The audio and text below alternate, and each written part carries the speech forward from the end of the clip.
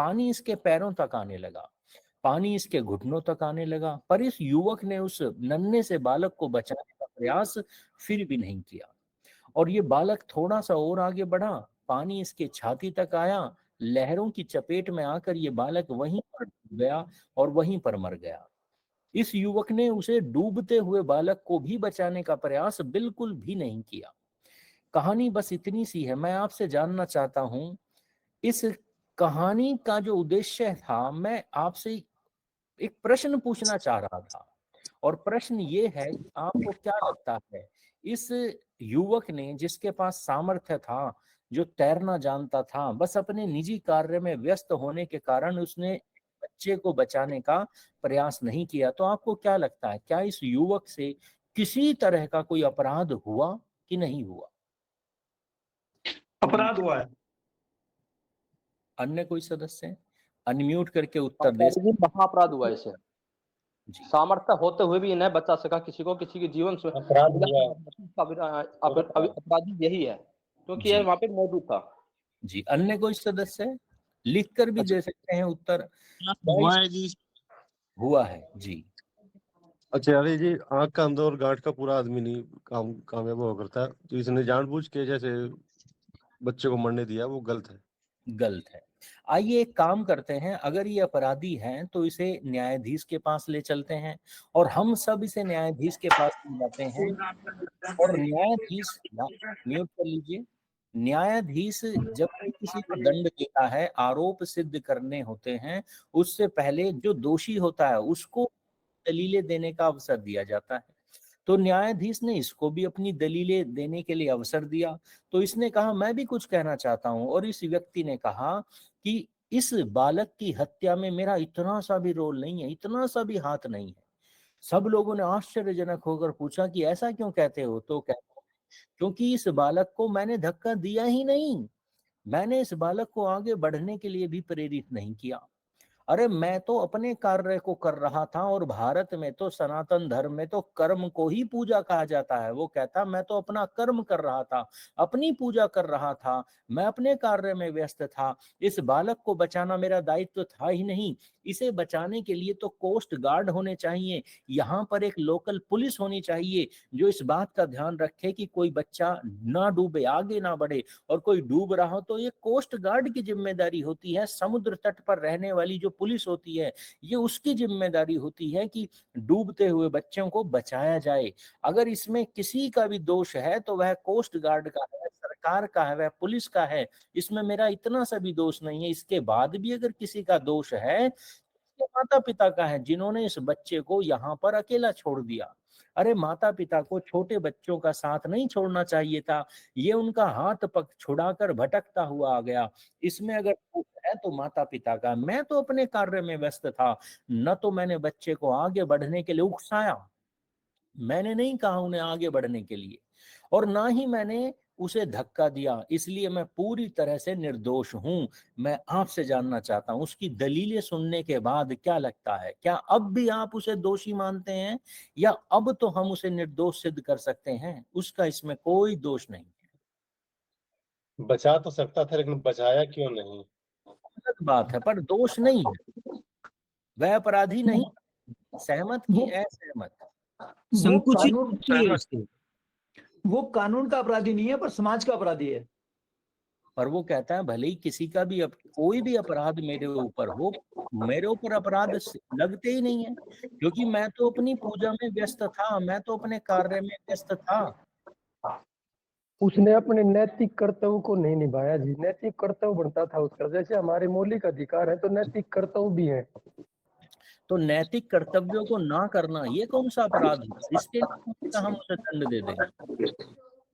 Section 21 IPC ये कहती है जी, नैतिक कर्तव्य को अगर ना करेंगे तो हमारा अपराध है। आइए विचार कर लेते हैं। दिलबाग जी हैं, वो कानून जानते हैं। म्यूट कर लीजिए। Grow well with Satish ji, आप म्यूट करके बैठिए।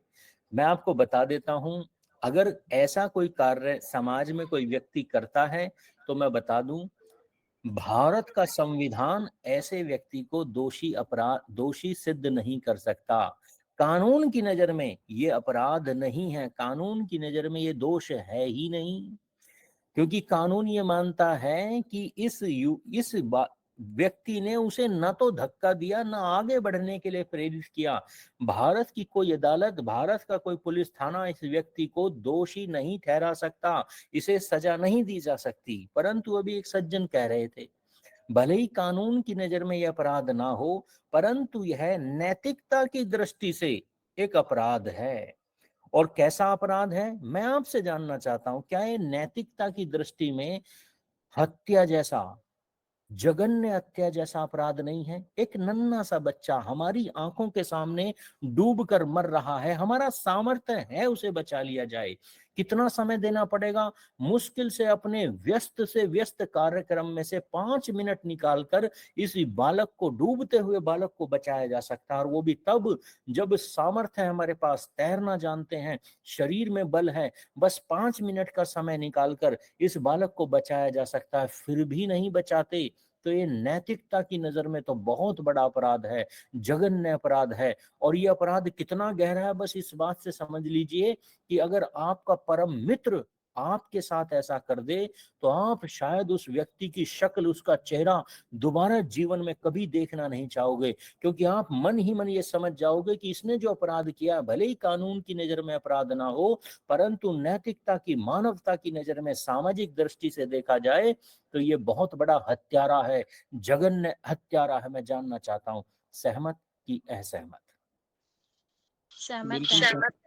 सहमत। अच्छा, कानूनन रूप से तो इसे सजा नहीं दिलवाई जा सकती। आप देखते हैं कानून, जब रास्ते में आप जाते हैं सड़क पे से, तो बहुत लोग एक्सीडेंट से घायल होके पड़े रहते हैं वहीं पर, और आप गुजर जाते हैं। क्या कोई आपका पीछा करके, कानून कभी पीछा करके आपको सजा देता है कि एक सड़क पर व्यक्ति मर रहा था और तेरा सामर्थ्य होते हुए भी तूने उसे क्यों नहीं हॉस्पिटल पहुंचाया? नहीं।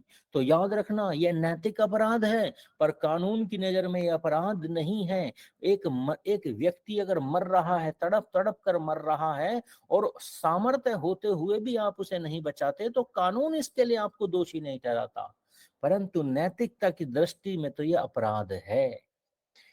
तो हम एक ऐसे संविधान, एक ऐसे कानून के बीच में रह रहे हैं जो, जहां पर लोग हत्या जैसा अपराध कर देते हैं, परंतु फिर भी हम उन्हें दोषी नहीं ठहरा सकते, फिर भी हम उन्हें सजा नहीं दे सकते। तो क्या ये मान लिया जाए कि एक व्यक्ति जघन्य अपराध कर दे और फिर भी उसके जीवन में कोई कष्ट ना हो, कोई दुख ना हो, उसे कोई दंड कभी कोई दे ही नहीं सकता? उसके कुकृत्य के लिए उसे हम कभी दंड नहीं दे सकते, कभी उसे पनिशमेंट नहीं दे सकते? क्या ऐसा मान लिया जाए? क्या ऐसा होता है? या फिर ऋषियों का एक सिद्धांत है, सनातन धर्म का एक सिद्धांत है, वैज्ञानिक भी इस सिद्धांत को मानते हैं, वो कहते हैं every action has an equal and opposite reaction. अर्थात आप कैसा भी कर्म करो, आप कोई सा भी कर्म करो, परिणाम तो जरूर मिलेगा, हर क्रिया की एक प्रतिक्रिया होनी ही होनी है। ऐसा मैं नहीं कह रहा हूं, ये तो विज्ञान का सिद्धांत है, ये तो साइंस का सिद्धांत है। इस व्यक्ति ने जो जो पाप किया है, जो अपराध किया है, इसे समाज में, नैतिकता की नजरों में कहते हैं अकर्मण्यता। इसका कर्तव्य था उस बालक को बचाना, पर इसने अपराध किया, अकर्मण्यता का अपराध किया, तो दंड तो जरूर मिलेगा। संविधान भले ही ना दे, परंतु एक ना एक दिन इसके किए हुए कर्म इसके सामने आएंगे। आज नहीं तो कल आएंगे, कल नहीं तो परसों आएंगे, और इस जन्म में ना आए तो अगले जन्म में आएंगे, परंतु किए हुए कर्म का परिणाम हमेशा मनुष्य के जीवन में मिलता है। ठीक ऐसे मिलता है जैसे हजारों गायों के बीच में बछड़ा अपनी माँ को पहचान कर उसके पास चला जाता है। इसीलिए हमारे शास्त्र कहते हैं कि हमारे कर्म हमें ऐसे ढूंढ लेते हैं जैसे बछड़ा अपनी माँ को ढूंढ लेता है। तो ये याद रखना, आपने जो कर्म किया है, कर्मण्यता का कर्म जो इस युवक से यहाँ पर हुआ है, वह इसे ढूंढ लेगा, आज नहीं तो कल इसे इसका परिणाम जरूर मिलेगा। मैं आपसे भी जानना चाहता हूँ, सहमत की असहमत?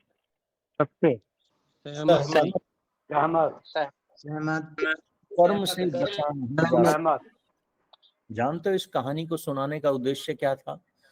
इस कहानी में जिस अबोध बालक की मैं बात कर रहा हूं ना, ये वास्तव में हमारा धर्म है, हमारा राष्ट्र है, जो मूर्खतावश अबोधता के कारण विनाश की ओर बढ़ता चला जा रहा है। और इस राष्ट्र, इस धर्म, मिटते हुए राष्ट्र, मिटते हुए धर्म को बचाने का नैतिक कर्तव्य है हमारा, और हम उस युवक की तरह अपने निजी कार्यों में व्यस्त है, 5 मिनट का समय भी देने के लिए तैयार नहीं है, अपने निजी कार्यों में व्यस्त हैं।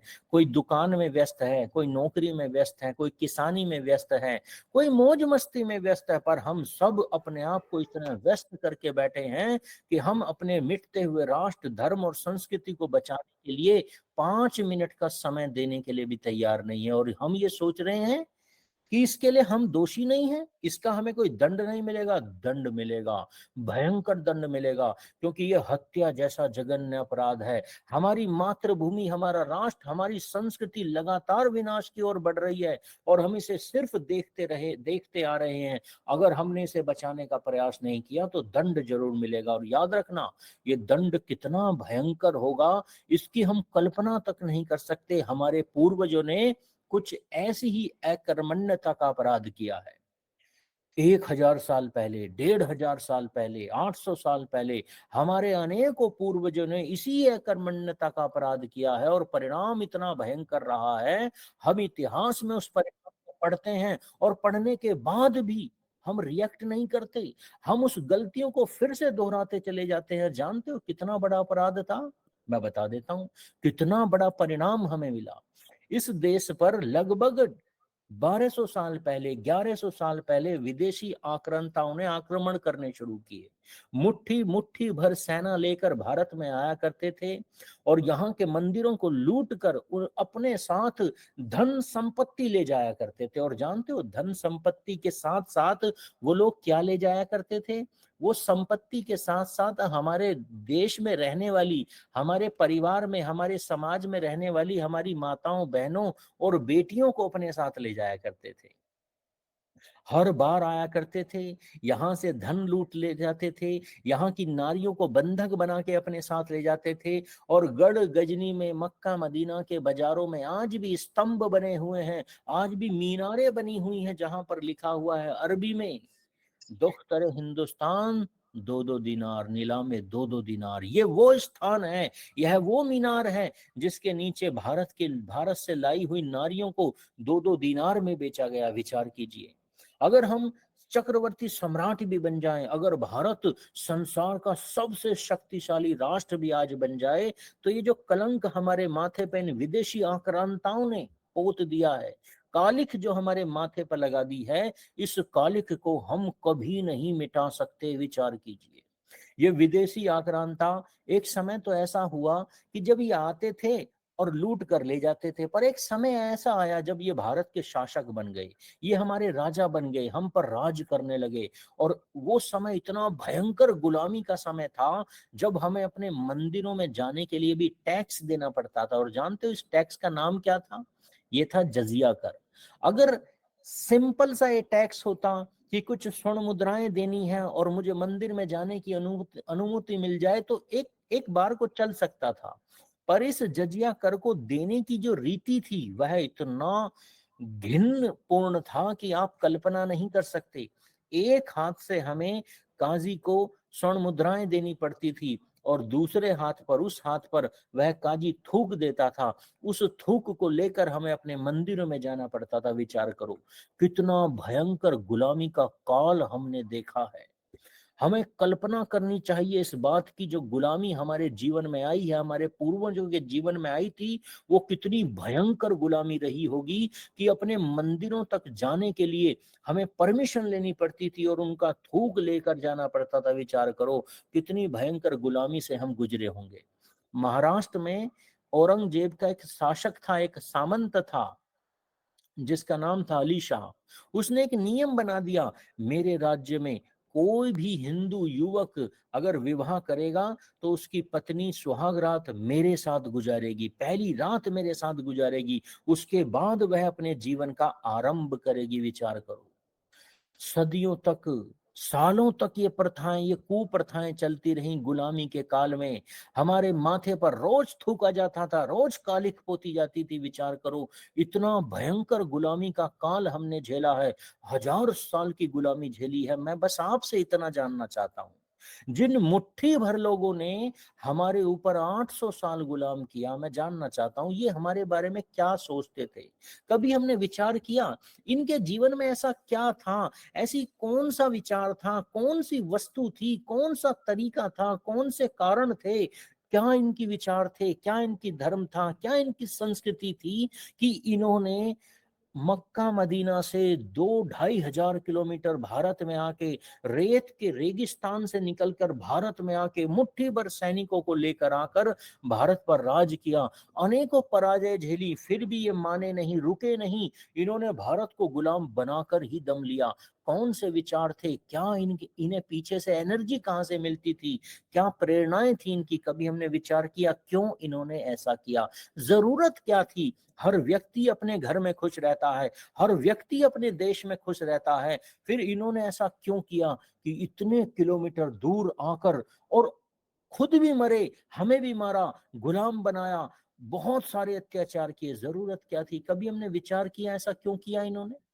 हम कभी विचार नहीं करते और ये आज भी वैसा ही कर रहे हैं।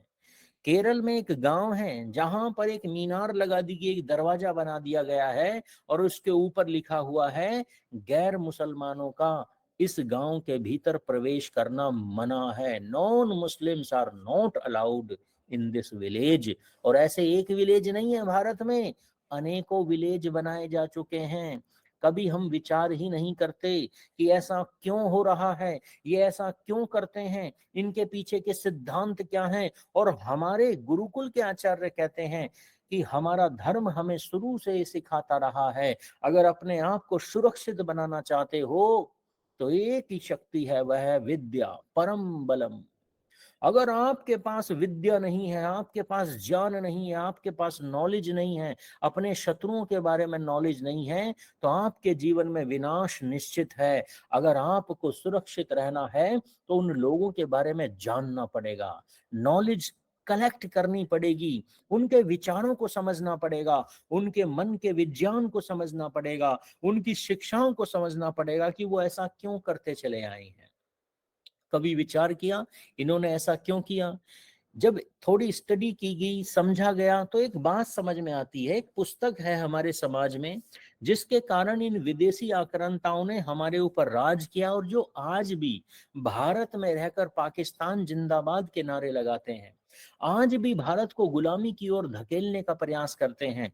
1989 तक कश्मीर में यही लोग हमारे साथ मिलकर रहते थे, एक थाली का खाना था, हमारी बहनों से अपनी कलाइयों पर राखियां बंधवाया करते थे, हमारे बच्चों को अपना बच्चा माना करते थे। परंतु एक दिन एक फतवा जारी हुआ 1989 के बाद, 1-1.5 साल तक लगभग 1.5-2 लाख कश्मीरी हिंदुओं का कत्ल किया गया और अगले 1-1.5 साल में 5 से 7 लाख कश्मीरी हिंदुओं को मार मार कर भगा दिया गया।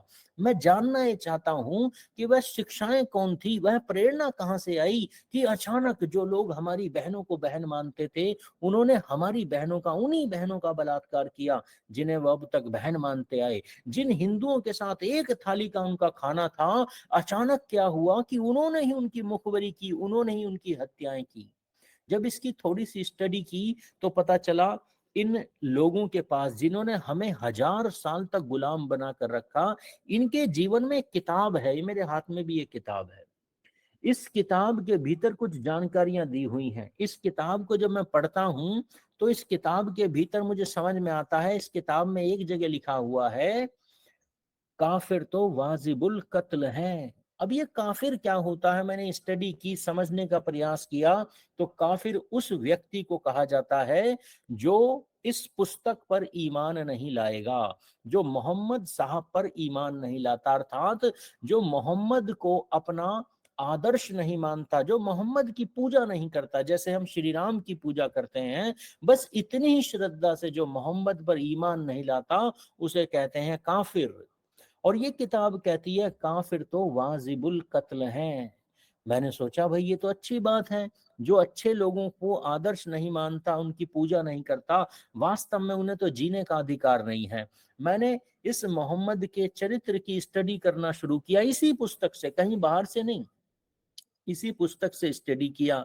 इनकी एक और पुस्तकें होती हैं हदीसें, वो भी इस्लाम की पुस्तक होती हैं, उनको भी स्टडी किया। तो पता चला जब मोहम्मद साहब मात्र 25 साल के थे तब इन्होंने एक लगभग 50 साल की महिला के साथ विवाह किया। 50 साल की महिला एक 25 साल के युवक के लिए माँ के समान होती है, पर उन्होंने विवाह किया। और जब मोहम्मद साहब खुद लगभग 55 साल के हुए तब अपने परम मित्र कि 6 साल की बच्ची से इन्होंने विवाह किया। विचार कीजिए, 6 कहां 55 साल का व्यक्ति और कहां 6 साल की बेटी। जिस 6 साल की बच्ची को ये तक नहीं पता होता कि पुरुष और स्त्री का अंतर क्या होता है, उस 6 साल की बच्ची से मोहम्मद साहब ने निकाह किया 55 साल की आयु में। एक दिन अपने पुत्र जैद से मिलने उसके घर गए, उसकी पत्नी नहा रही थी, जैद घर में नहीं था। अगले ही दिन एक आयत उतरी, अपने पुत्र का तलाक करवाया और खुद उसकी पत्नी से निकाह किया, खुद उससे शादी की। विचार कीजिए, जिस व्यक्ति ने अपने घर की महिलाओं को नहीं छोड़ा, जिसने अपने मित्र की बेटियों को नहीं छोड़ा, जिसने अपने पुत्र की पत्नी को नहीं छोड़ा, मैं आपसे जानना चाहता हूं क्या उसको मानने वाले, उसको आदर्श मानने वाले भारत में जो लोग आज भी रह रहे हैं, मैं लॉजिकली विवेकपूर्ण होकर उत्तर चाहता हूं, क्या वह कभी हमारी बहनों को छोड़ेंगे? क्या हमारी बहनों को अपनी बहन मानेंगे? हमारी माताओं को अपनी बहन माता मानेंगे? जिन्होंने अपनी माताओं, अपनी बहनों, अपनी बेटियों को नहीं समझा, क्या वह हमारी बेटियों का सम्मान कर सकते हैं कभी? लॉजिकली आपसे उत्तर चाहिए। कभी नहीं कर सकते। नहीं नहीं करेंगे आचार्य जी, कभी नहीं। 1000 साल हमने लोगों नहीं को नहीं झेली मानेंगे आचार्य जी। और हम जान ही नहीं, लोगों ने हमें गुलाम बनाया। ये किस मानसिकता से इस देश पर आक्रमण करने आए? जब इस पुस्तक की थोड़ी सी स्टडी और की तो इसमें पता चला कि काफिलों की महिलाएं तो तुम्हारे लिए लूट का माल हैं। ये इस लूट के माल को प्राप्त करने के लिए भारत में आए। और विचार करो, जब जब संसार के जिस देश में मुसलमानों के आक्रमण होते हैं, मैं आपसे पूछना चाहता हूं, क्या उन आक्रमणों के साथ बलात्कार की घटनाएं होती हैं कि नहीं होती? होती हैं। हदीसें कहती हैं बिना बलात्कार किए जिहाद कभी पूरा नहीं होता। अगर आपने आक्रमण किया है किसी देश पर तो बलात्कार करना जरूरी है, क्योंकि काफिरों की औरतें लूट का माल हैं, गनीमतें हैं, गनीमत हैं अर्थात लूट का माल है। काफिरों की औरतें लूट का माल है। इस लूट के माल को प्राप्त करने के लिए ये 2-2 हजार किलोमीटर तक का सफर करते हैं। और यही हदीसें कहती हैं, यही कुरान कहती है, अल तकिया की नीति का पालन करना है।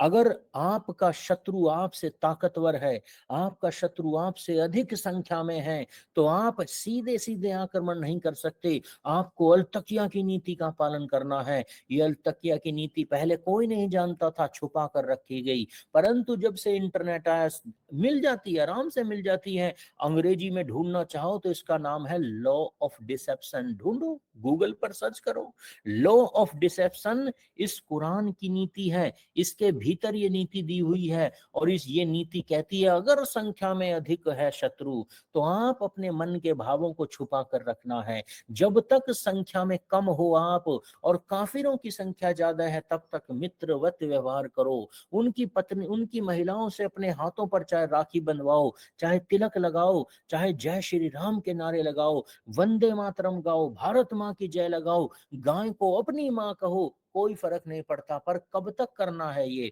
जब तक आपकी संख्या उनसे अधिक ना हो जाए। और जैसे ही संख्या अधिक हो जाए तो क्या करो? वाजिबुल कत्ल है।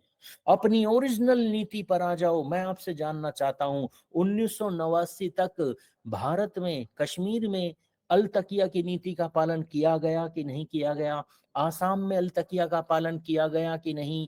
केरल में, मेवात में, नूह में, कैराना में, हर जगह अल तकिया की नीति का पालन किया जाता है। और जानते हो इस अल तकिया की नीति का पालन करके मुसलमानों ने मुट्ठी भर देश से निकले, मुट्ठी भर निकले, रेत के टीले से निकले मुट्ठी भर, और दुनिया के 56 देशों को अपना राष्ट्र बना लिया इस अल तकिया की नीति का पालन करते हुए। ये रोते हुए जाते हैं, गिड़गिड़ाते हुए जाते हैं, हमें शरण दे दो, हम तुम्हारे भाई हैं, तुम्हारी धरती हमारी माँ है, तुम्हारा कल्चर हमारे लिए सब कुछ है, जैसे तुम कहोगे वैसे हम रहेंगे। पर जैसे ही संख्या में अधिक हो जाते हैं, अपने अधिकारों की मांग करने लगते हैं, हत्याएं करने लगते हैं, युद्ध करने लगते हैं। आज फ्रांस जल रहा है, इजराइल जल रहा है, अमेरिका ने मजबूत बना रखा है, चाइना ने मजबूत बना रखा है, जापान ने मजबूत बना रखा है। और जिसने शत्रुओं के मनोविज्ञान को नहीं समझा, वह देश जल रहा है, चाहे छोटा हो या बड़ा हो। जिसने शत्रुओं के मनोविज्ञान को समझ लिया, वह इतना सा देश म्यांमार भी सुरक्षित है। और जिसने शत्रुओं के विज्ञान को नहीं समझा, संसार पर राज करने वाला इंग्लैंड, यूनाइटेड किंगडम भी जल रहा है और भारत भी जल रहा है। अगर अपने देश को सुरक्षित बनाना चाहते हो तो अपने शत्रुओं के मन के विज्ञान को, उनके पीछे उन प्रेरणाओं को हमें समझना पड़ेगा। किस पुस्तक से उन्हें प्रेरणाएं मिल रही हैं, वो किसे आदर्श मानते हैं, क्या उनका अगला मूव हो सकता है, हमें इन सब की जानकारी होनी चाहिए। परंतु कोई समाज, मैं आपसे पूछता हूं, कोई समाज 1000 साल गुलाम रहे किसी कौम का और उसके बाद भी वो कहे कि वो थे बुरे, ये नहीं है बुरे, ये तो मेरे भाई हैं। मैं जानना चाहता हूं, क्या ऐसा समाज कभी सुरक्षित रह सकता है? नहीं रह सकता जी। नहीं नहीं नहीं रह सकता नहीं रह सकता जी। नहीं का अर्थ होता है ये एक मन का विकार है। मैं नहीं कह रहा हूं, मॉडर्न साइंस कहती है ये एक मन का विकार है, ये एक मन का दोष है, ये एक बीमारी है, मन की एक बीमारी है। इसे कहते हैं, इस बीमारी का अंग्रेजी में एक नाम है। और जिसे ये बीमारी लग जाती है ना, वो व्यक्ति हमेशा अपने शत्रुओं को अपना मित्र मानकर बैठता है। स्टॉकहोम सिंड्रोम डाल कर देख लो गूगल में, ये एक बीमारी है। जिसको ये बीमारी लग जाए वो हमेशा अपने शत्रुओं को अपना दोस्त समझेगा, अपने शत्रुओं को अपना मित्र समझेगा। वो अपने शत्रुओं की बुराई नहीं सुन सकता।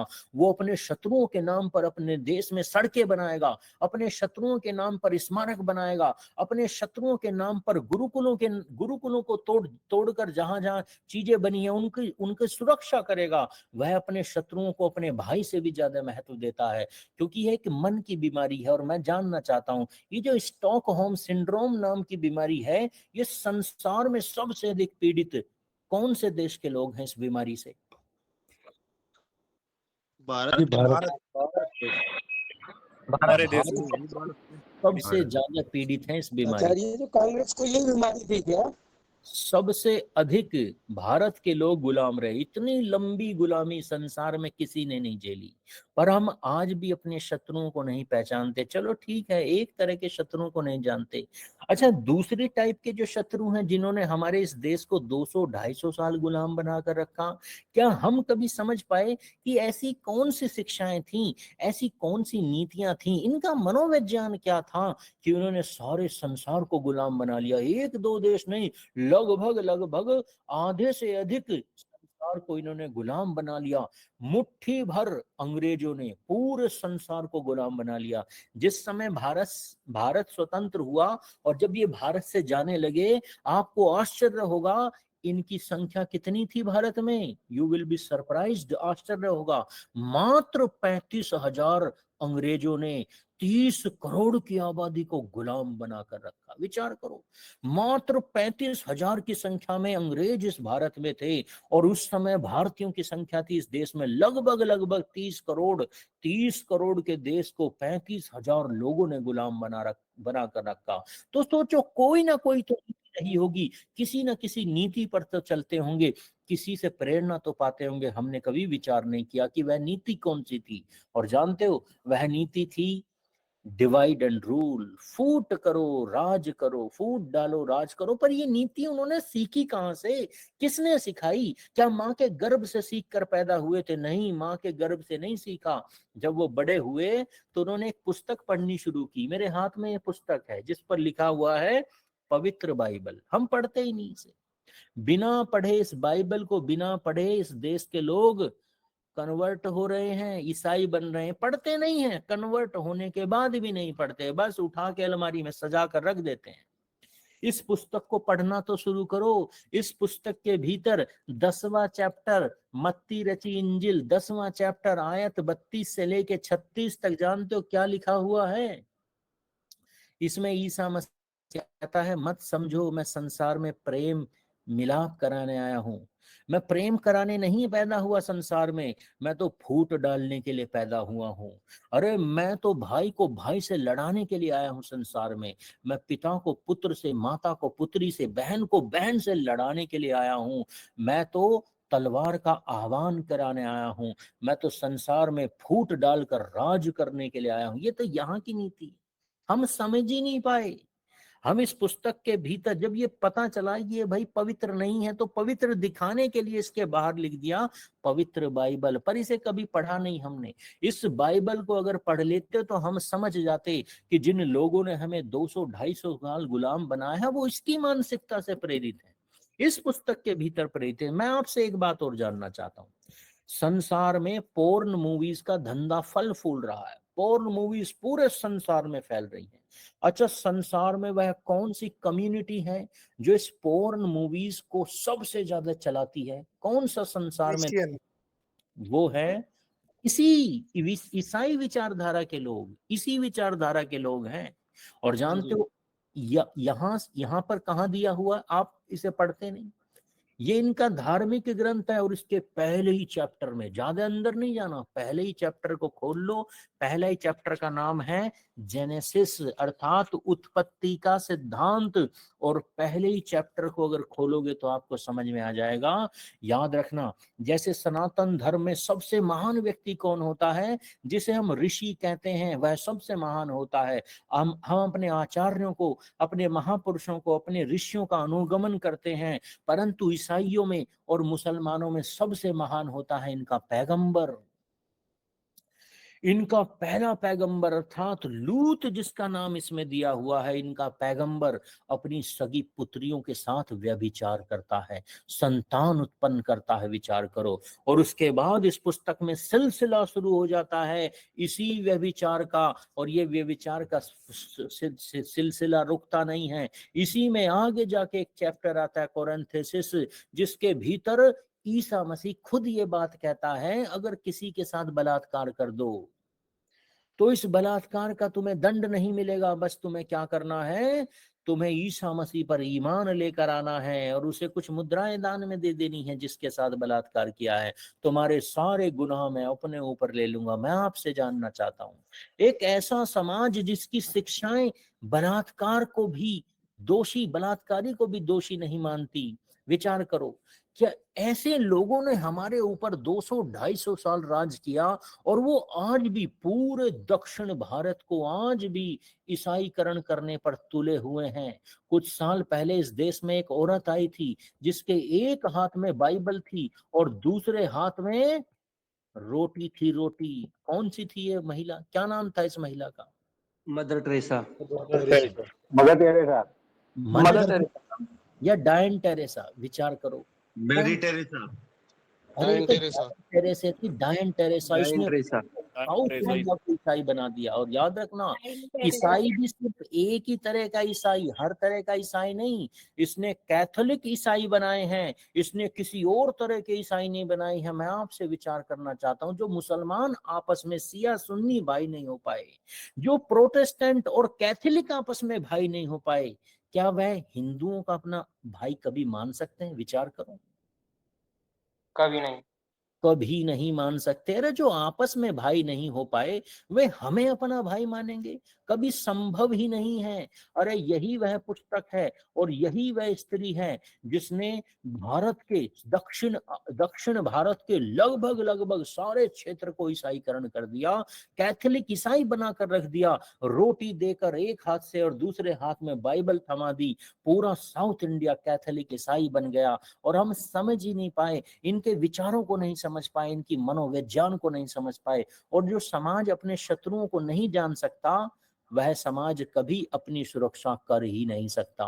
250 साल गुलाम रहकर हम ईसाइयों की मानसिकता आज तक नहीं समझ पाए।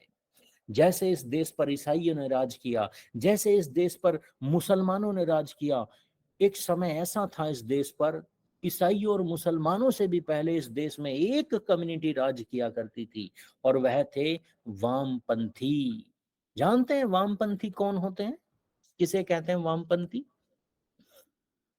ये लाल झंडे वाले कम्युनिस्ट, मैं बता देता हूँ, लाल झंडे वालों को तो कहते ही हैं, परंतु पहचान बता देता हूँ। इनकी पहचान ये है कि इनकी कोई पहचान होती ही नहीं। ये दिखने में सनातन धर्मी होते हैं, ये संस्कृत के विद्वान हो सकते हैं, ये रामायण महाभारत गीता बहुत अच्छी जान सकते हैं, ये माथे पर तिलक लगा सकते हैं, गले में यज्ञोपवीत पहन सकते हैं, ये सनातन धर्म की प्रशंसा भी कर सकते हैं, परंतु इनकी पहचान एक ही चीज से हो सकती है, और वो उस पहचान को जानने के लिए अपनी बुद्धि को हमें विलक्षण बनाना पड़ता है। इनकी एक ही पहचान होती है कि जब भी इन्हें अवसर मिलता है सनातन धर्म की रीढ़ तोड़ने का, ये कभी पीछे नहीं हटते। ये जिस थाली में खाते हैं उसी थाली में छेद करते हैं। ये जिस माँ ने पैदा किया इसे भोग की वस्तु समझते हैं। इनके लिए न तो कोई स्त्री माँ है, न तो कोई स्त्री बहन है, न तो कोई स्त्री बेटी है। संसार में औरत सिर्फ भोग की वस्तु है। मैं नहीं कह रहा हूं, ये कहते हैं। इन्होंने पंचमकार दिए, इन्होंने कहा 5 तरह के सुख संसार में लेने के लिए मनुष्य का जन्म हुआ है। मांस खाओ, मदिरा पियो, मछली खाओ, संभोग करो, स्त्रियों के साथ संभोग करो, चाहे वह स्त्री कोई सी भी हो, इससे कोई फर्क नहीं पड़ता। याद रखना, 1500 साल पहले, 2000 साल पहले इस देश के मंदिरों पर नग्न नग्न तस्वीरें बनाई गई, नग्न नग्न मूर्तियां बनाई गई। अगर वे सिर्फ काम सूत्र को बताने के लिए होती, गर्भाधान संस्कार को बताने के लिए होती, तो मैं सोच सकता था कि शायद नॉलेज दे रहे होंगे, हो सकता है संभोग का कोई ज्ञान दे रहे हैं। परंतु उन मूर्तियों को ध्यान से देखने पर पता चलता है कि वह तो पशुओं के साथ संभोग की स्थितियों में भी बनाई गई है। अर्थात यह कौम इतनी नीच कौम है, इतनी पतित कौम है, जितनी शायद संसार में कभी मुसलमान भी ना हो पाए, कभी ईसाई भी ना हो पाए। उससे गिरी हुई कौम है इस देश में वामपंथी। ये जिस थाली में खाता है उसी में छेद करता है। ये जिस देश में रहता है उसी देश के टुकड़े करने के प्रयास करता है। हम सनातन धर्मियों का जब जन्म होता है, जब हम गुरुकुल में जाते हैं, तो हमारे आचार्य हमारे कंधों पर एक यज्ञोपवीत पहना देते हैं। ये मेरे कंधे पे भी है यज्ञोपवीत। इसमें 3 धागे होते हैं, और ये 3 धागे हमें बताते हैं कि मरने से पहले हमारे ऊपर जो समाज का ऋण है, जो गुरुओं का ऋण है, जो ऋषियों का ऋण है, जो माता पिता का ऋण है, जो समाज का ऋण है, जो इस राष्ट्र का ऋण मैं लेकर पैदा हुआ हूं, इस धरती पर जन्मा, इस धरती की रोटी खाई, इस धरती का पानी पिया, इन माता पिता से जन्म लिया, इस समाज का सुख भोगा, इस समाज का ऋण मेरे कंधे पर है, और बिना ऋण चुकाए मुझे मरना नहीं है। इस ऋण को चुकाकर ही मरना है। चंद्रशेखर आजाद इस ऋण को चुकाकर मरा। कंधे पर धागे थे, 3 धागे थे। इस देश में जितने भी महामानव हुए हैं, सब अपने कंधों पर इस धागों को, गुरुकुल में जाने वाला हर विद्यार्थी इन 3 धागों को कंधों पर धारण करता है, और वह संकल्प लेता है कि ऋण को चुकाकर मरना है। परंतु वामपंथी क्या कसम खाता है? वामपंथी कहता है, यावत जीवेत सुखम जीवेत, ऋणम कृत्वा घृतम पिबेत। वो कहता है ऋण को चुकाना नहीं है, ऋण लेकर मरना है। चाहे इस शरीर के सुख के लिए कितना ही ऋण लेना पड़े, कोई फर्क नहीं पड़ता। मुझे नहीं चुकाना किसी का ऋण। अरे मैं तो ऋण लेकर मरूंगा। मुझे किसी का ऋण नहीं चुकाना, ना माता पिता का, ना ऋषियों का, ना आचार्यों का, ना किसी का ऋण नहीं चुकाना। ऋण लेकर पियो, ऋण लेकर मरो, और संसार में सुख बढ़ाने का एक ही तरीका है, शरीर को सुखी करो। ये वो लोग हैं जो श्री राम के चरित्र पर उंगली उठाते हैं, जो श्री कृष्ण के चरित्र पर उंगली उठाते हैं, जो सनातन धर्म पर उंगली उठाते हैं, हमें व्यभिचारी कहते हैं और अपनी बेटियों से विवाह करते हैं। स्क्रीन पर जो व्यक्ति आप देख रहे हैं ना, ये वही व्यक्ति है जिसने एक रामायण लिखी, और इस रामायण के बाहर टाइटल लिख दिया सच्ची रामायण। मैं आपसे जानना चाहता हूं, मन के विज्ञान को समझो। इन्होंने मनोवैज्ञानिक दृष्टि से सनातन धर्म पर आघात किया। आपके सामने 2 रामायण आ जाए, एक पर लिखा हो रामायण और एक पर लिखा हो सच्ची रामायण, तो मैं आपसे जानना चाहता हूं कौन सी रामायण पढ़ना पसंद करोगे, सच्ची या बस रामायण? सच्ची रामायण। सच्ची रामायण। ये मनोविज्ञान जानते थे। हिंदुओं को गुलाम बनाने के लिए जी अच्छी चीज पे कभी असली लिखने की जरूरत नहीं होती, वो तो होती ही असली है। बिल्कुल। इन्होंने रामायण के ऊपर सच्ची रामायण लिखकर प्रचारित करना शुरू किया, और जानते हो परिणाम क्या हुआ? आधे से अधिक दलित नास्तिक बन गए। आधे से अधिक हिंदू सनातन धर्म के विरोधी हो गए, क्योंकि उस रामायण में कुछ सच्चा था ही नहीं। उस रामायण में जो इसने अपने मन से अपने घर में बैठकर लिखी, अपनी बेटी को अपनी पत्नी बनाकर उसे गोद में बिठाकर लिखी, इसमें श्री राम के चरित्र पर कलंक लगा दिया, माँ सीता के चरित्र पर और रामायण के सभी पात्रों के चरित्र पर कलंक लगा दिया, सिवाय एक के। एक चरित्र को महामानव के रूप में महिमा मंडित किया गया और वह था रावण। रावण के चरित्र को महान दिखाया गया। मैं आपसे जानना चाहता हूं, क्या इस रामायण में कुछ भी सच्चा है? हो सकता है इसमें कुछ भी सच्चा? इसमें इतना सा भी सच्चा नहीं। और लिख कौन रहा है? संसार में सबसे पतित व्यक्ति श्री राम के चरित्र का वर्णन करने का साहस कर रहा है।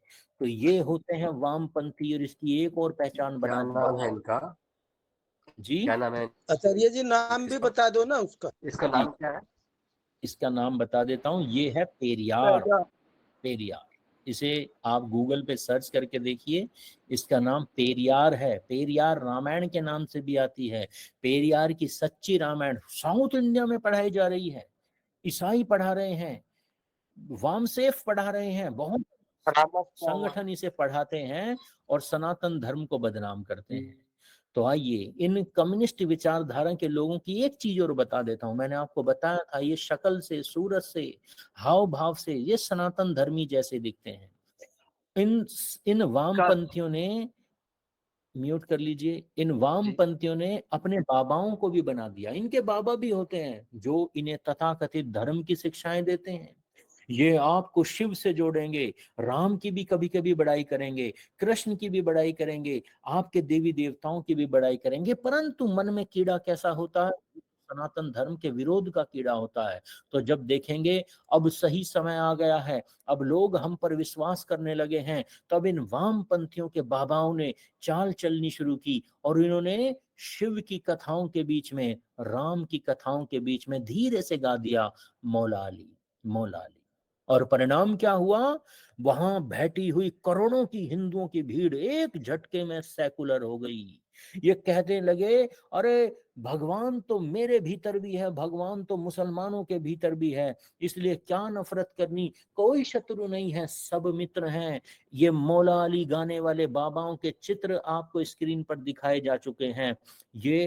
ये वो लोग हैं जो सनातन धर्मियों के पैसों से राम कथाओं का आयोजन करते हैं और उन राम कथाओं में, उन कार्यक्रमों के बीच में मौला अली गाते हैं। विचार करो, ये वो लोग हैं जो आपके दान के पैसों से मुसलमानों को हज पर भेजते हैं।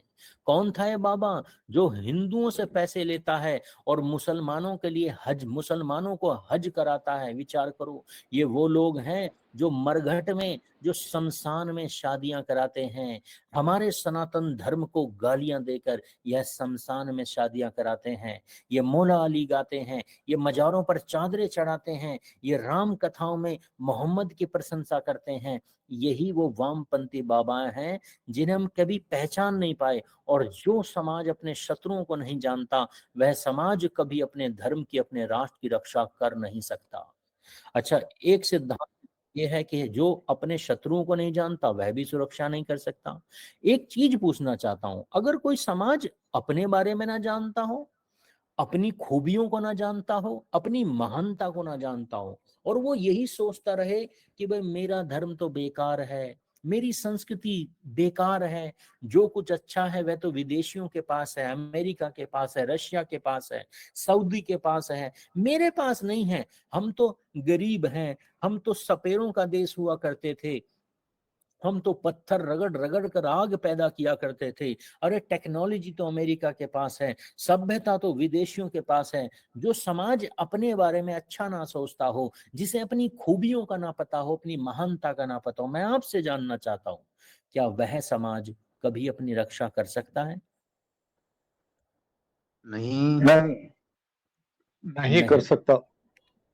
शत्रुओं का ज्ञान जितना जरूरी है, उससे अधिक ज्ञान अपने बारे में होना जरूरी है। अगर हम अपने बारे में सही सही नहीं जानेंगे तो हम अपनी धर्म, अपनी संस्कृति की सुरक्षा नहीं कर सकते। और इस देश के बाबाओं ने यही किया, हमें अपने धर्म के बारे में सही से बताया ही नहीं, हमें अपने धर्म की गलत जानकारियां देते रहे। किसी से अगर पूछ लिया जाए कि द्रौपदी के कितने पति थे, तो सनातन धर्मी क्या कहेगा? 5 पति थे। यही कहा जाता है सनातन धर्मी, क्योंकि हमें रामायण पढ़ाई नहीं जाती, हमें महाभारत पढ़ाई नहीं जाती, हमें महाभारत टीवी पर दिखाई जाती है। और आपने अगर सोच लिया कि मुझे महाभारत पढ़नी है, तो जानते हो इस देश के बाबा क्या कहते हैं? वे कहते हैं महाभारत अगर पढ़ोगे तो घर में महाभारत हो जाएगी, इसलिए आपकी पत्नियां, आपकी बेटियां, आपकी बहन घर में महाभारत रखने ही नहीं देती। आपके पूर्वज आपको महाभारत घर में रखने ही नहीं देंगे, क्योंकि बाबाओं के फैलाए हुए भ्रम जाल हैं। महाभारत घर में रखोगे तो घर में महाभारत होगी। और इसका परिणाम क्या हुआ? इसका परिणाम ये हुआ कि इन्होंने जी भरकर महाभारत में मिलावट की, अनेकों मिलावट की। अरे महाभारत हमने पढ़नी छोड़ दी। और सच्चाई ये है कि महाभारत में स्पष्ट लिखा हुआ है कि द्रौपदी का एक ही पति था, उसका नाम था युधिष्ठिर। विचार करो, हम जान ही नहीं पाए, हम अपनी संस्कृति को नहीं समझ पाए। और जो अपनी संस्कृति को सही से जानता ना हो, वो रक्षा किसकी करेगा? वह अंधविश्वासों की रक्षा करेगा, वह कुरीतियों की रक्षा करेगा, क्योंकि विज्ञान को तो वह जान ही नहीं पाया, सत्य को तो वो जान ही नहीं पाया। इस सच्ची महाभारत को, इस असली महाभारत को जो गुरुकुलों में पढ़ाई जाती है आज भी, महाभारत टीवी पर जो दिखाई गई वह कम्युनिस्ट विचारधारा के लोगों ने बनाई। तो महाभारत जो गुरुकुलों में पढ़ाई जाती है वह है मूल महाभारत। इस महाभारत को कभी पढ़कर देखो, इसमें स्पष्ट लिखा हुआ है कि स्वयंवर अर्जुन ने जीता था, परंतु विवाह युधिष्ठिर के साथ हुआ। अर्जुन उसका देवर था। अर्जुन और भीम का जहां जहां महाभारत में संवाद है, वह द्रौपदी को भाभी कहकर पुकारते हैं। हम सच्चाई जान नहीं पाए, हम कहने लगे अरे राम का सम्मान क्यों करें जिसने अपनी पत्नी को धोबी के कहने पर वन में भेज दिया। हम जान ही नहीं पाए कि ये तो उत्तर कांड है रामायण का, जो असली रामायण में है ही नहीं। संसार में अंग्रेजी में जितनी भी रामायण का अनुवाद है, सब में 6 चैप्टर हैं, 7th चैप्टर है ही नहीं। ये है रामायण मेरे हाथ में, इस रामायण में है ही नहीं 7th चैप्टर, यानी उत्तर कांड है ही नहीं। अरे ये उत्तरकांड तो बाद में जोड़ा गया, हम हिंदुओं को मूर्ख बनाने के लिए जोड़ा गया। इसमें न जाने कितनी उल्टी सीधी चीजें जोड़ दी गई बाद में, और हम ये समझते रहे कि श्री राम के जीवन में इतने दोष थे, श्री कृष्ण के जीवन में इतने दोष थे, क्योंकि हमने उनके असली चरित्र को पढ़ा नहीं, और हमने ऐसी ऐसी चीजें उनके बारे में प्रचारित कर दी कि वह तो पनघट पर बैया मरोड़ते थे, चूड़ी बेचने जाते थे, विनाश रचाते थे। विचार करो, ये सारी झूठी बातें हमारे ही लोगों ने धर्म के विरोध में पैसा कमाने के लिए फैलानी शुरू कर दी। और इसका परिणाम क्या हुआ? सनातन धर्मी और अधिक अंधविश्वासी होता चला गया, और अधिक मन से कमजोर होता चला गया। अरे सनातन धर्मी को करना था गर्व अपनी संस्कृति पर गर्व करने की कोई चीज बची नहीं। किस पर गर्व करे? क्या चोर जार शिखामणि पर गर्व करे? जिसने अपनी पत्नी को वन में भेज दिया उस पर गर्व करे? इन्हें झूठी जानकारियों को इतना फैला दिया गया कि सनातन धर्मी ने का विश्वास ही सनातन धर्म से समाप्त होता चला गया। अगर हमें अपने धर्म की सुरक्षा करनी है तो हमें अपनी संस्कृति के विज्ञान को समझना पड़ेगा, अपने मूल सिद्धांतों को समझना पड़ेगा। जानते हो, आप महाभारत कभी नहीं पढ़ते, और महाभारत के बीच दिया हुआ है गीता। गीता आपको अलग से पढ़ाई जाती है। याद रखना, चैलेंज देता हूं, किसी के घर में महाभारत नहीं होगी, पर हाँ गीता मिल सकती है, क्योंकि गीता अलग से बेची जाती है। आप सड़कों पर जब ट्रैफिक लगता है तो सड़कों पर कुछ लोग धोती पहनकर टीका लगाकर गीता बेचते हैं। वो कहते हैं लो हमसे गीता ले लो। वो महाभारत नहीं बेचते, याद रखना। वो गीता जरूर बेचेंगे, क्योंकि वे जानते हैं असली गीता आप कभी पढ़ोगे ही नहीं। तो क्यों ना इन भोले भाले हिंदुओं को वो पढ़ाया जाए गीता के नाम पर, जिसे पढ़ाकर उनकी दुकानें चलती हैं। आपके घर में गीता के नाम से कैलेंडर पहुंचाया जाता है, गीता सार नाम का एक कैलेंडर, जिस पर पहली लाइन लिखी होती है जो हुआ अच्छा हुआ। और कौन कह रहा है? श्री कृष्ण कह रहे हैं, चक्रधारी कृष्ण कह रहे हैं जो हुआ अच्छा हुआ, और जो हो रहा है वह भी अच्छा हो रहा है। अरे अर्जुन, जो होगा वह भी अच्छा होगा, तुम क्यों चिंता करते हो? तुम क्या लाए थे जो तुमने खो दिया? क्यों व्यर्थ चिंता करते हो? ये गीता सार में बताया जाता है। और हिंदू अगर चाहे भी कभी अपने धर्म की रक्षा के लिए बलिदान करना, राष्ट्र की रक्षा के लिए संघर्ष करना, युद्ध करना, शत्रुओं का मुंह तोड़ जवाब देना, तो दे नहीं पाएगा। क्योंकि जो अगर वह युद्ध के लिए तैयार हुआ तो उसे गीता सार रोक देगा। गीता सार कहेगा, अरे देश गुलाम हुआ, अच्छा हुआ, आगे भी गुलाम होगा, वह भी अच्छा होगा। तू कायर बन रहा है, यह भी अच्छा हो रहा है। मैं आपसे जानना चाहता हूं, क्या श्री कृष्ण ने अर्जुन को यही गीता उपदेश दिया था जो गीता सार के रूप में हमें सिखाया जाता है? विचार कीजिए। नहीं हो सकता। ऐसा नहीं है। आचार्य जी, ये नहीं हो सकता। ये तो हो ही नहीं सकता।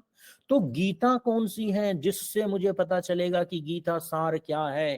तो याद रखना, जितनी भी बाजार में गीता है सब फर्जी हैं। असली गीता पढ़नी है तो महाभारत ग्रंथ को पढ़ना पड़ेगा, जो आप पढ़ते नहीं, खरीदते नहीं। महाभारत छपती नहीं इसलिए क्योंकि लोगों को पता, खरीदेगा नहीं कोई। ये है वो महाभारत जो गुरुकुलों में शुरू से पढ़ाई जाती है। इस महाभारत ग्रंथ के बीच में है एक भीष्म पर्व। भीष्म पर्व में अर्जुन को संदेह होने लगता है, कायरता सूझती है, और वहीं से कृष्ण और अर्जुन का संवाद शुरू हो जाता है। इन सारे श्लोकों को मैंने काउंट किया इस महाभारत के अंदर, जहां से कृष्ण और अर्जुन का संवाद शुरू होता है भीष्म पर्व में। और अंत में कृष्ण, जब अर्जुन कहता है स्मृति लब दो, हे कृष्ण मुझे वह ज्ञान फिर से स्मृति, भूल गया था। वह ऐसा नहीं, अज्ञानी नहीं था अर्जुन, मूर्ख नहीं था अर्जुन, विद्वान था, योग का विद्वान था, बहुत बड़ा विद्वान था। वो कहता है ऐसा नहीं है कि मुझे नहीं पता था, अरे कृष्ण मैं तो भूल गया था, स्मृति लब दो, फिर से स्मृति वापस आ गई, बताओ अब क्या करना है। तब उसे कृष्ण कहते हैं, गीता सार देते हुए उस समय कृष्ण कहते हैं, अर्जुन उठा गांडीव, और जिसने अधर्म होते हुए देखा है ना, जिसकी भुजाओं में बल था, जिसके शरीर में सामर्थ्य था, और उसने वह चीर हरण होते हुए देखा, जो रोक सकता था फिर भी नहीं रोका, सबसे पहले उसकी गर्दन उतार उनके धड़ों से। ये था गीता सार।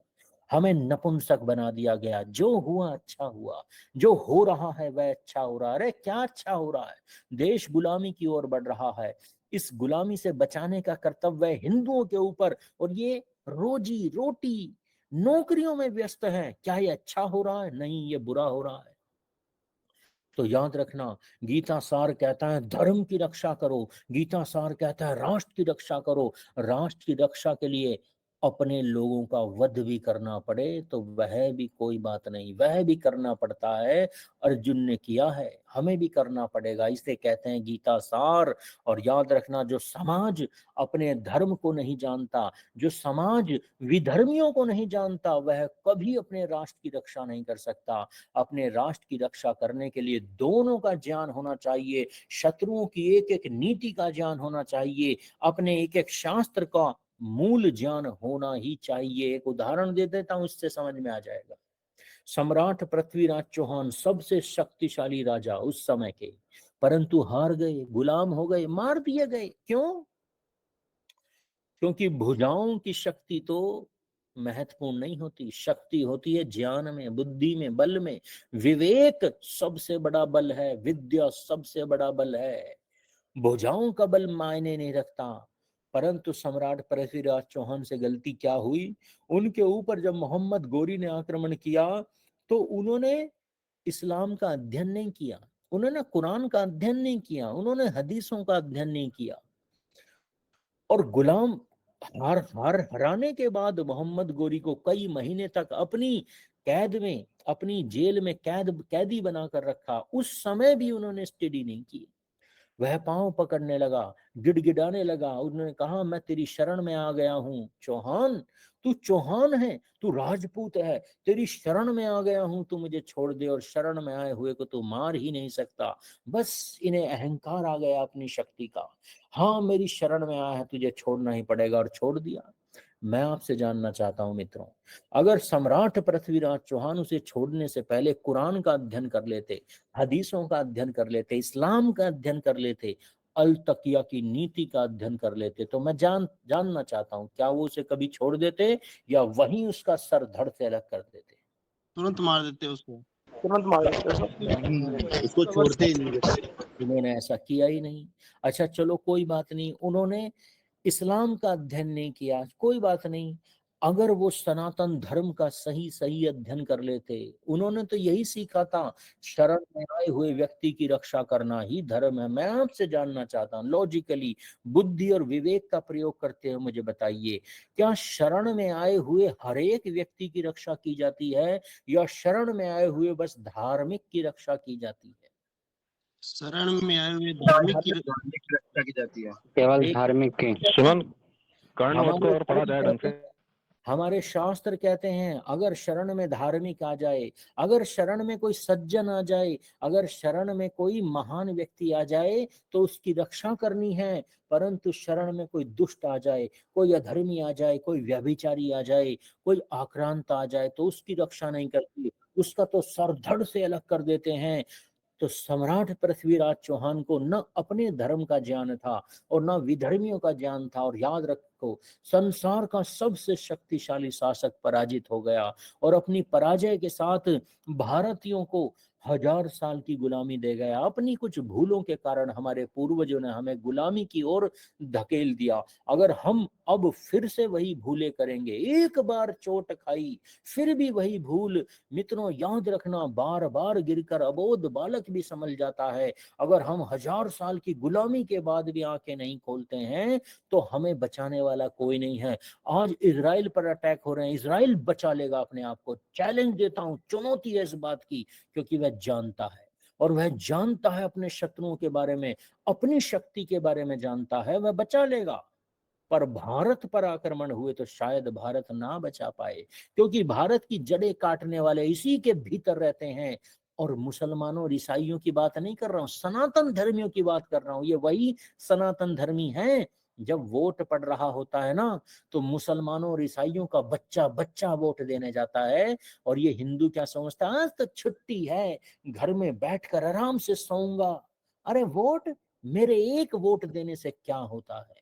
तो याद रखना, ये वो सनातन धर्मी है जो अपने ही राष्ट्र, अपने धर्म की कब्र खोदने में लगा हुआ है, क्योंकि इसे आराम चाहिए, इसे नौकरी चाहिए, इसे धन चाहिए, इसे केसर के बाग चाहिए, इसे जूट की खेती करनी है। परंतु जब आक्रमण होता है तब ये छोड़कर सबसे पहले भागता है।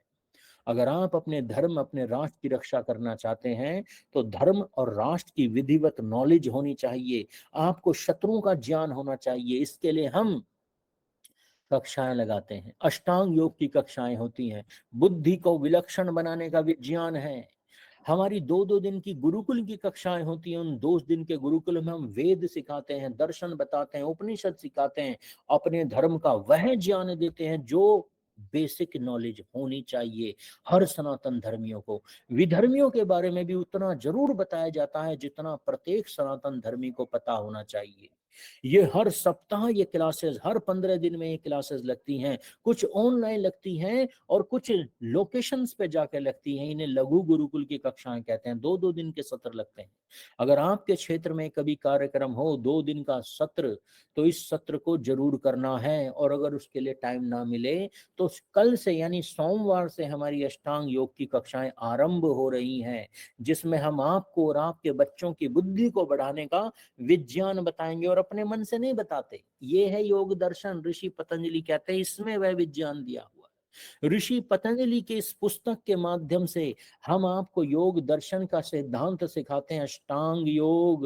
और वह अष्टांग योग आपके बच्चों के निर्णय लेने की क्षमताओं को बढ़ाता है, और जिसके निर्णय सटीक होते हैं वह गुलाम नहीं बनता। रे गुलाम तो वह बनता है जो गलत निर्णय लेता है, जो शत्रुओं को मित्र और मित्र को शत्रु समझता है। जिसके निर्णय सटीक है वह गुलाम नहीं बनता। और निर्णय सटीक करने के लिए आपके जीवन में योग होना चाहिए, और योग वह होता ही नहीं जो आज तक आपने सीखा है।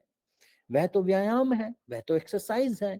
योग तो ऋषि पतंजलि इस पुस्तक में बताते हैं कि योग जब जीवन में आए तो बुद्धि विलक्षण होने लगती है। इस मीटिंग में अनेकों सदस्य हैं जो अष्टांग योग की क्लासेस कर चुके हैं और उन्होंने जीवन में योग को करना आरंभ किया है। कोई सदस्य मैं जानना चाहूंगा कोई सदस्य अपना योग का अनुभव बताना चाहे तो क्या संक्षिप्त शब्दों में बताना चाहेगा? कोई भी सदस्य जो कर चुके हैं इस क्लास को। आचार्य जी, योग का मतलब होता है आत्मा और परमात्मा का मिलन। जो कक्षा कर चुके हैं उनका अपना व्यक्तिगत अनुभव कोई बताना चाहे? आचार्य जी नमस्ते। जी मैं किशन गुरुग्राम हरियाणा से करीबन 3 साल पहले आपसे जुड़ा था जी और उसके बाद फिर मैं कंटिन्यू चलता रहा हूँ और अपने साथ मैंने अपने काफी बहुत रिश्तेदारों को और अपने बच्चों को भी मैंने, और अभी तक मेरा कार्य जो है चल ही रहा है, रुकना नहीं है। बिल्कुल जी, धन्यवाद। तो जब योग जीवन में आता है तो व्यक्ति राष्ट्र, धर्म, समाज, परिवार सबके बारे में सोचता है और सही तरीके से निर्णय लेता है। तो मैं चाहता हूं आपके जीवन में योग आए। योग का वास्तविक स्वरूप संसार को ऋषि पतंजलि ने बताया, इसे हम जानते नहीं, ये पुस्तक पढ़ाई नहीं जाती। ये पुस्तक है योग की असली पुस्तक, इसे जीवन में धारण कीजिए। कल सोमवार से कक्षाएं शुरू हो रही हैं, अगर आप करना चाहें तो लिंक यही है जिस लिंक से आप जुड़े हैं। इस लिंक के द्वारा कल शाम को 8 बजे से 9:30 बजे अष्टांग योग की कक्षाओं का हम आयोजन करेंगे। 7:45 बजे आपको जुड़ना है, 9:30 बजे तक ये क्लास चलेगी और कल पूरे सप्ताह अलग अलग विषयों पर क्लासेस होंगी। जब आप हमसे जुड़ेंगे हम आपको उन सारी क्लासेस का स्केड्यूल भेजेंगे। मंगलवार बृहस्पतिवार को क्लास होगी प्राकृतिक दिनचर्या की, कैसे बिना दवाइयों के स्वस्थ रहा जा सकता है। यहाँ पर मैं अपने वाणी को विराम देता हूँ, ये क्लास समाप्त होती है। किसी के मन में कोई प्रश्न हो तो पूछ सकते हैं। ले सकते हैं ओरिजिनल। आचार्य जी, पतंजलि का ट्रेडमार्क तो बाबा रामदेव ने करा लिया, ऐसा लगता है जैसे हमारे हल्दी और नीम का हुआ है। जी बिल्कुल, पर कोई बात नहीं, विद्या का कोई ट्रेडमार्क नहीं है, विद्या पर सबका अधिकार है। हम वो भले ही चित्र का ट्रेडमार्क ले लें, हमें विद्या सीखनी है। जब अष्टांग योग जीवन में आएगा तो बुद्धि बढ़ेगी और हम अपने शत्रुओं को पराजित कर पाएंगे। नमस्कार आचार्य जी, निवेदन है कि आप इस नंबर को सेव कर लीजिए ताकि आप हमें व्हाट्सएप करें और आने वाली कक्षाओं की सूचनाएं आपको विधिवत मिल सके। आप सभी से निवेदन है, आपकी स्क्रीन पे 2 नंबर दिखाई दे रहे हैं, इन दोनों नंबरों को आप सेव कर लीजिएगा और आप जैसे हमें व्हाट्सएप करेंगे तुरंत ही आपको एक लिंक प्राप्त होगा जिससे आप हमारे कम्युनिटी ग्रुप से जुड़ जाएंगे। अन्य ग्रुप से भी जुड़ जाएंगे, जो फेसबुक है, यूट्यूब है, इंस्टाग्राम से, आप अन्य ग्रुप से भी जुड़ जाएंगे। आपसे निवेदन है तुरंत के तुरंत आपने व्हाट्सएप करना है ताकि आप आने वाली कक्षा की सूचना प्राप्त कर सके। और आने वाली कक्षाएं कल से फिर से प्रारंभ है। आप जितने भी सदस्य इन कक्षाओं को आज कर चुके हैं, मैं उनसे निवेदन करूंगा कि वह कल शाम को ठीक 7:30 बजे कक्षा से जरूर जुड़ने का प्रयास करें ताकि और अन्य विषयों से हम आपको अवगत करा सकें। और जो सदस्य पुराने इन कक्षाओं को कर चुके हैं, मेरा उनसे निवेदन है ज्यादा से ज्यादा व्यक्तियों को इन कक्षाओं से जोड़ने के लिए प्रेरित करें ताकि वह अपनी राष्ट्र, धर्म, संस्कृति को समझ सके, क्योंकि आज हमारा युवा इसको बोझ समझता है। हम उनको इन कक्षाओं के माध्यम से बता सकें कि वह बोझ नहीं है, वह सुरक्षा कवच है। लेकिन कैसे? जब वह इस कक्षाओं को करेगा, ऐसे ही उसकी बुद्धि विलक्षण होगी। मेरा आपसे निवेदन है उनको कक्षाओं से जोड़ने का जरूर प्रयास करें। सभी सदस्यों को नमस्ते। अब आप अपने प्रश्न पूछ सकते हैं। गुरुजी, ये जो आचार्य जी नमस्ते, मैं पेरियार कुछ में अनुभव शेयर करना चाहता हूँ। जी धीरज जी। मुझे लगभग 3 महीने हो गए हैं आपकी क्लास किए हुए, अष्टांग योग की और प्राकृतिक दिनचर्या की। मुझे गैस की बहुत समस्या थी और जो प्राणायाम आपने बताया है ओरिजिनल पतंजलि का, उसके करने से मेरी सारी एसिडिटी की प्रॉब्लम्स खत्म हो गई है, ये गैस वगैरह की। धन्यवाद। बहुत बहुत लाभ मिला मुझे। और अष्टांग योग की क्लास करने से मेरे को जो भ्रम था धर्म के प्रति, ईश्वर के प्रति, सारे मेरे भ्रम मिट गए हैं। अब मुझे लग रहा है कि मैं सही ट्रैक पे जा रहा हूँ। जी जी, धन्यवाद जी, धन्यवाद। आचार्य जी, ये पेरियार के बारे में थोड़ा सा मुझे लिंक भेजिएगा ना, जो क्योंकि मेरे बहुत सारे ग्रुप में पेरियार की बहुत तारीफ करते हैं लोग। उसने अपनी बेटी से जो शादी किया था उसका जो लिंक या कुछ भी प्रूफ थोड़ा सा भेजिएगा, मैं उनको सालों को मतलब बताता हूँ। जी मैं भेजूंगा आपको लिंक। तो आप गूगल पे पेरियार की बायोग्राफी, पेरियार की हिस्ट्री ऐसे करके कुछ सर्च कीजिए, आपको बहुत सारी रियलिटी ऑफ पेरियार या पेरियार एक्सपोज्ड ऐसे कुछ करके कीवर्ड्स होते हैं, इसके माध्यम से आप जानकारी प्राप्त कर सकते हैं गूगल से भी। जी जी आचार्य जी, जी कुछ लोगों का कहना है यीशु जो था वो काल्पनिक कैरेक्टर है, वास्तव में यीशु कोई हुआ ही नहीं था। ऐसा भी स्ट्रॉन्ग एविडेंस है कि वो एक काल्पनिक पात्र है, परंतु नहीं भी है तो क्या हुआ, हमें तो उसकी शिक्षाओं को बताना है लोगों को कि वो शिक्षाएं कितनी हानिकारक हैं। वो चाहे ईसा मसीह के नाम से बाजार में बिकती हो या किसी और के नाम से, वो शिक्षाएं समाज के लिए हानिकारक हैं। और 99% आपकी बात सही है कि वो एक काल्पनिक पात्र था। ईसा मसीह नाम का संसार में कोई हुआ ही नहीं। ऐसा मैं नहीं कह रहा हूं, ऐसा ईसाइयों के विद्वान कहते हैं बहुत सारे। नमस्ते जी। आचार्य जी, मुझे कफ की दिक्कत थी और मैं केला खाता था, सुबह भी शाम को भी। और सुबह मुझे कफ बहुत निकलता था, नाक से भी मुंह से भी। एक दिन आपने बताया था कि जो कफ प्रवृत्ति के लोग हैं उनको शाम को केला नहीं खाना चाहिए। सारी चीजें उस दिन से मैंने बंद किया। मेरी कफ और छींक दोनों का निवारण हो गया, मुझे कोई दिक्कत नहीं है। सदस्यों को बताना चाहूंगा, जो हमारी प्राकृतिक दिनचर्या की क्लास होती है उसमें भोजन के नियम बताए जाते हैं। कब आपको क्या खाना है, किस प्रवृत्ति के अनुसार क्या खाना है, किस समय क्या खाना है, और इन नियमों का पालन करते ही पुरानी बीमारियां ठीक हो जाती हैं। लोगों के कैंसर तक ठीक हुए हैं। तो इन नियमों को जीवन में लागू कीजिए, घर की रसोई को थोड़ा सा बदलिए, नियमों को बदलिए। मंगलवार को प्राकृतिक दिनचर्या की क्लास से जुड़िए। गुरुजी, ये गांधीनगर अरविंद सर का जो कांटेक्ट है वो एड्रेस मिल नहीं रहा है, कृपया आप नंबर एड्रेस। इनका अरविंद राणा। ये कौन है? वो एक दिया था ना आपने एड्रेस की, इधर से आप बुक प्राप्त कर सकते हो। नहीं, मैंने तो नहीं, मुझे ध्यान नहीं है। आप व्यक्तिगत रूप से मीटिंग के बाद मुझसे बात कर लीजिएगा, किसी और विषय की कोई बात होगी, मुझे ध्यान नहीं। गुरुजी, पूर्ण भारतवर्ष में और कहाँ पे अपना वैदिक गुरुकुल है उसका एड्रेस मिल सकता है हमें? हाँ, ये जो हैदराबाद नंबर स्क्रीन पे दिया हुआ है, जो पहला नंबर है 9999, इनसे आप मैसेज कीजिए। नमस्ते, नेपाल के और कोई लोग जुड़े थे गुरुजी? जी, ऐसे मुझे परिचय नहीं है, जुड़े होंगे। राधे आर्य जी जो है नेपाल आर्मी में कार्यरत हैं और इन्होंने नेपाल से बहुत सारे हिंदुओं को इस क्लासेस से जोड़ा है, पहले भी कई बार जोड़ा है। तो मैं आपका आभार व्यक्त करता हूँ।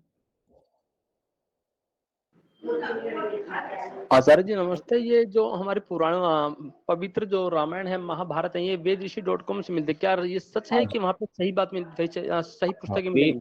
वेदऋषि.com जो वेबसाइट चलाई जा रही है वो गुरुकुल के ही कुछ युवाओं द्वारा चलाई जा रही है, इसलिए वो रिकमेंडेड पुस्तक जो गुरुकुल के आचार्य पढ़ाते हैं गुरुकुलों में उन्हें ही बेचते हैं। गलत चीजें वेदऋषि.com पर नहीं मिलेंगी। अभी तक तो नहीं है, हो सकता है आगे मिले, उसकी मैं कुछ कह नहीं सकता, बट अभी तक मैं इस वेबसाइट को रिकमेंड करता हूँ शुद्ध पुस्तकें खरीदने के लिए। आचार्य जी, इस साइट में पवित्र कुरान, पवित्र बाइबल मिलेगा क्या वेदऋषि.com में? नहीं, मेरे ख्याल से वो बेचते नहीं हैं। आपको ये अगर खरीदनी है पढ़ने की दृष्टि से तो दिल्ली में 2 बार पुस्तक मेला लगता है, साल में 2 बार। मैं भी वहीं से लाया हूँ, फ्री में मिल जाती है। तो पुस्तक मेले में पहुंच जाइए, 30-40 रुपए का टिकट है और 4-5 कुरान, 4-5 बाइबल फ्री में ले आइए, बांटिए, खुद भी पढ़िए और बांटिए भी। धन्यवाद आचार्य जी। आचार्य जी प्रणाम। जी नमस्ते जी, बताइए। आचार्य जी, तो ये महाभारत और रामायण बताइए, इनका एक वो बता देंगे कौन कौन से? ये आपको वेदऋषि.com पर मिल जाएंगी और इनका जो प्रकाशन है वो याद कर लीजिए। इस प्रकाशन की लेनी है आपको, विजय कुमार गोविंद राम हासानंद, ये एक पब्लिकेशन है।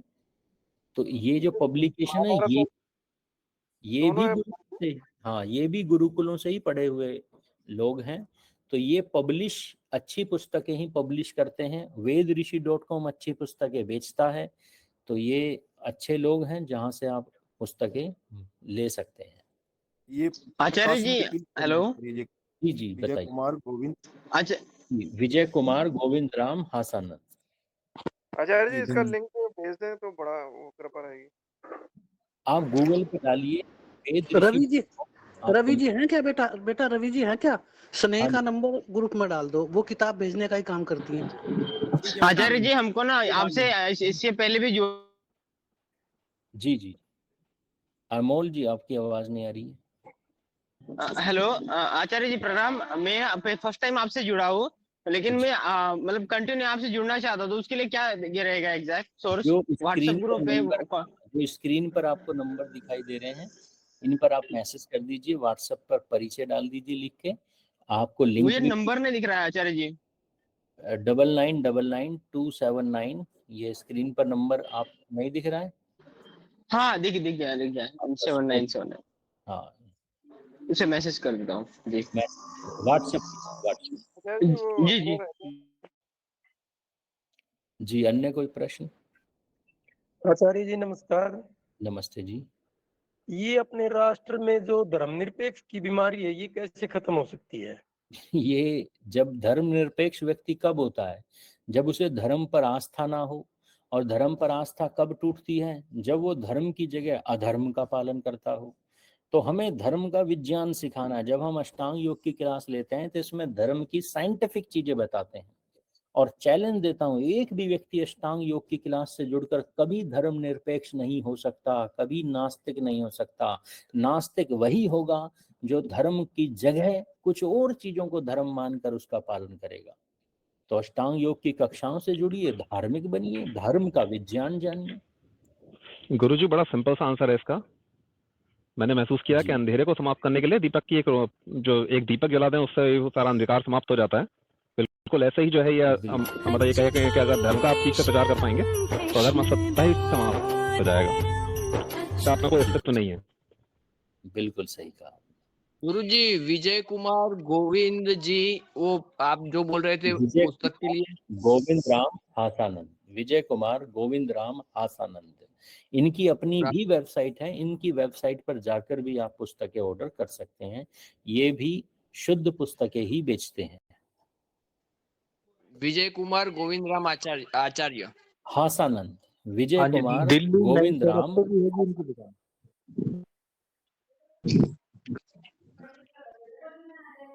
आइए विदा लेते हैं, और कल सोमवार शाम को हम अष्टांग योग की पहली कक्षा से जुड़ेंगे। सभी